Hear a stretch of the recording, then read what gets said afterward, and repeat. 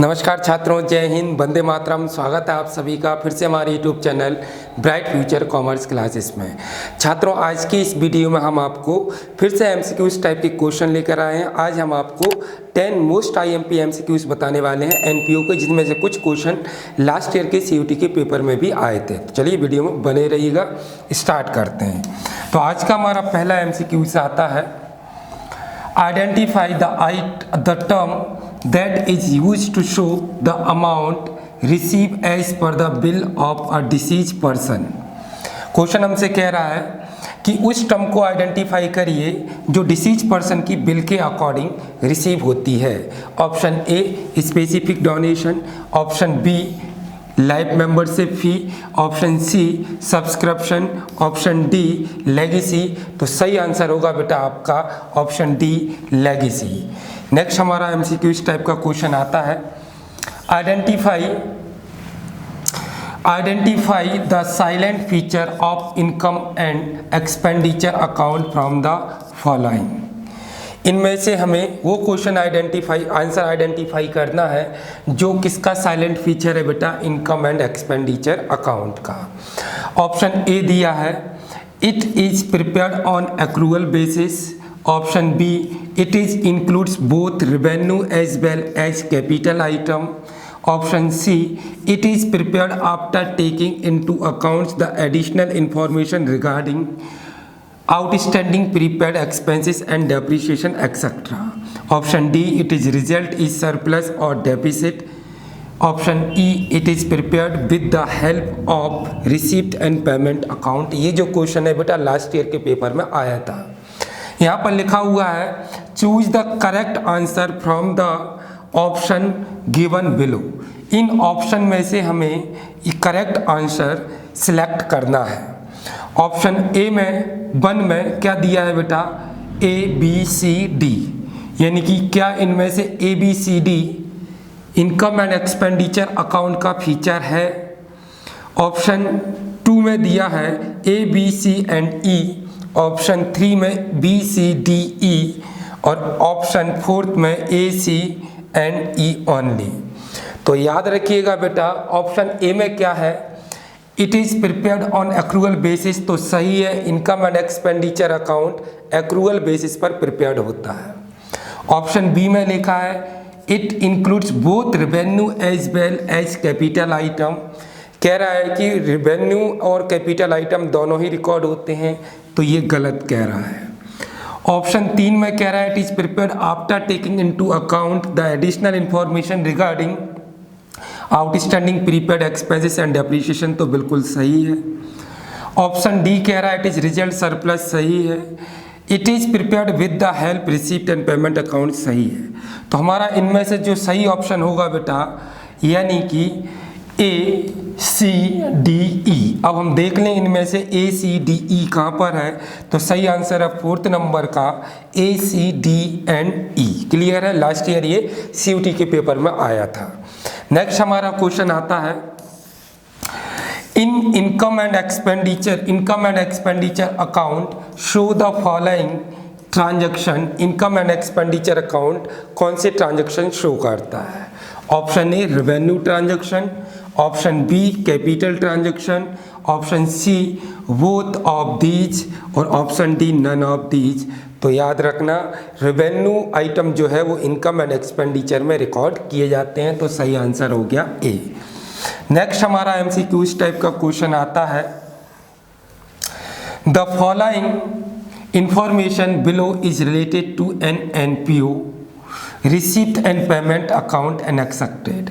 Receipt and payment account में ये detail दी हुई है। क्वेश्चन है हमारा रिसिप्ट अमाउंट पेमेंट अमाउंट, यानी कि ये बेटा हमारा रिसिप्ट एंड पेमेंट अकाउंट बना हुआ दिया है। नीचे लिखा हुआ है एडिशनल इंफॉर्मेशन में, if the firm closes its account 31 March every year.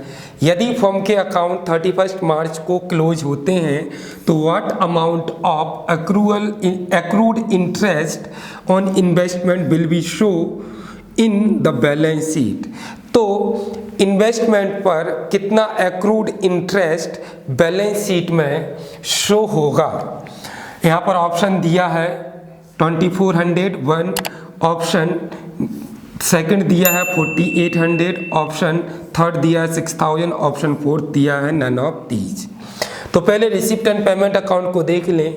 Receipt and payment account के रिसिप्ट साइड बेटा इंटरेस्ट ऑन इन्वेस्टमेंट क्या है, नील है, इन्वेस्टमेंट पर कोई इंटरेस्ट हमें नहीं है रिसिप्ट। और यहाँ पर लिखा हुआ है पेमेंट में बाय 8% इन्वेस्टमेंट, इन्वेस्टमेंट बेटा हमारा कैश जाता है, इसलिए रिसिप्ट एंड पेमेंट अकाउंट के पेमेंट साइड रिकॉर्ड होता है। कितनी डेट को इन्वेस्टमेंट किया, 1 अक्टूबर 2018 को, ठीक है, 18 में। कब, 1 अक्टूबर 1/10। और हमारा ईयर कब क्लोज हो रहा है बेटा, 31 मार्च को। और ये हमसे पूछ रहा है कि बैलेंस शीट में 31 मार्च 2019 को कितना एक्रूड इंटरेस्ट इन्वेस्टमेंट पर शो होगा। तो हमने देखा इन्वेस्टमेंट करने की डेट है हमारी 1 अक्टूबर और इन्वेस्टमेंट का वैल्यू कितना है 6000 और रेट कितना है 60,000 सॉरी, और रेट कितना है बेटा 8%। 8% हम फाइंड कर लें, लेकिन डेट का ध्यान रखिएगा। 1 अक्टूबर को इन्वेस्टमेंट किया है हमने और क्लोज कब हो रहा है ईयर 31 मार्च को। तो 1 अक्टूबर से 31 मार्च को हम मंथ काउंट कर लें, तो अक्टूबर, नवंबर, दिसंबर, जनवरी, फरवरी, मार्च, 6 मंथ का इंटरेस्ट एक्रूड है। तो 6 मंथ का हम इंटरेस्ट फाइंड कर लें, 0 से 0 कैंसिल कर लें, 6 से सॉल्व कर लें 4 और इसका मल्टीप्लाई कर लें, तो हमारा एक्रूड इंटरेस्ट बेटा कितना आ गया 2400। तो हमारा सही आंसर हो जाएगा बेटा 12400। क्लियर है। नेक्स्ट हमारा क्वेश्चन आता है बेटा, Bhopal club has a prize fund 6 lakh. Prize fund याद रखना बेटा हमारी लाइबिलिटीज होती है, ठीक है। इट और capital receipt, it incurs expenses on prize amounted to ₹5,20,000, जिसमें से हमने प्राइस से रिलेटेड एक्सपेंसेस कर दिए 5,20,000। The expenses show be, expenses show करेंगे debited to income and expenditure account. तो याद रखना बेटा अगर कोई स्पेसिफिक फंड है like prize fund, tournament fund, sports fund या कोई अदर फंड, तो फंड जो हमारे पास है उस फंड से रिलेटेड जो हम एक्सपेंसेस करते हैं उन एक्सपेंसेस को कभी भी इनकम एंड एक्सपेंडिचर में डिस्क्लोज नहीं किया जाता। तो यहाँ पर पहला ऑप्शन दिया है debited to income and expenditure account, option B दिया है presented on the asset side of balance sheet, fund assets होता ही नहीं है। Debited to income and expenditure account and presented on the asset side of the balance sheet, और fourth दिया है बेटा deducted from the prize fund on liability side of the balance sheet. तो सही आंसर होगा बेटा हमारा fourth, deducted from the prize fund on the liability side of balance sheet. क्योंकि बेटा जो फंड है, फंड से अगर कोई इनकम मिलती है तो फंड में हम ऐड कर देते हैं और उस फंड का कहीं यूटिलाइजेशन करते हैं उसी से रिलेटेड, तो हम उसको डिडक्ट कर देते हैं और रिमेनिंग अमाउंट फंड का बैलेंस शीट की लाइबिलिटीज में लिख देते हैं। नेक्स्ट हमारा क्वेश्चन आता है outstanding subscription is outstanding subscription है जो पैसा पे करना बाकी है। तो बेटा मिलना बाकी है, है ना। तो outstanding subscription is income, expenses, assets और लाइबिलिटीज। तो आउटस्टैंडिंग एक्सपेंसेस मतलब आउटस्टैंडिंग सब्सक्रिप्शन मतलब सब्सक्रिप्शन मिलना बाकी है। तो सब्सक्रिप्शन मिलना बाकी है मतलब एक्रूड इनकम है, और एक्रूड इनकम हमारा बेटा क्या होता है, एसेट्स होता है। तो सही आंसर हो गया बेटा सी। नेक्स्ट हमारा क्वेश्चन आता है बेटा life membership fee of non trading concern is. Life membership fee NPO के लिए क्या है, capital receipt, option B revenue receipt, option C both और option D none of these. Capital receipt during the life of NPO की life में जो life membership फी होता है वो 1 टाइम मिलता है, यानी कि मेंबर ने पूरा पैसा एक साथ दे दिया है, इसलिए हम इसे क्या ट्रीट करते हैं बेटा, कैपिटल रिसीप्ट। तो सही आंसर होगा बेटा ए।